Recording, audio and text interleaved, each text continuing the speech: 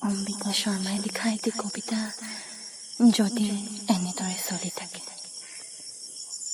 যদি এনেদৰেই চলি থাকে গণহত্যা, প্ৰথমতে ধৰ্ষণ, পিছত হত্যা, এদিন আকৌ লুটিয়াব লাগিব ইতিহাসৰ পৃষ্ঠা।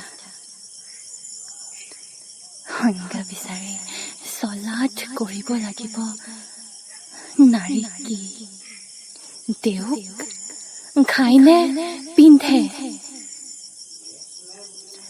অভিধানে দিব নাৰী দেহৰ সংজ্ঞা। কিন্তু কোনে কব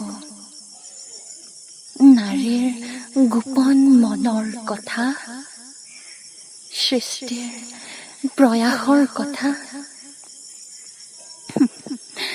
সম্ভ্ৰান্ত ঘৰৰ ৰেকুৰিয়ামত নাচি উঠিব বৰ্ণিল নাৰীৰ দেহ, মিউজিয়ামত ভাজে ভাজে সোমাই থাকিব বিচিত্ৰ সজ্জাৰ নাৰী দেহ। তাকে দেখি হাত পেলাব পশান হৃদয়ে জৈৱিক ক্ষুধা, কাৰণ এচাম নৰপিশাচৰ পৃথিৱীত নাৰী যে ভোগৰহে সামগ্ৰী। যদি এনেদৰে চলি থাকে গণহত্যা,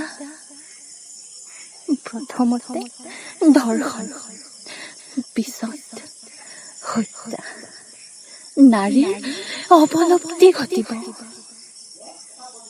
নাৰীৰ হৈ পৰিব পৃথিৱীৰ দুষ্প্ৰাপ্য সামগ্ৰীৰ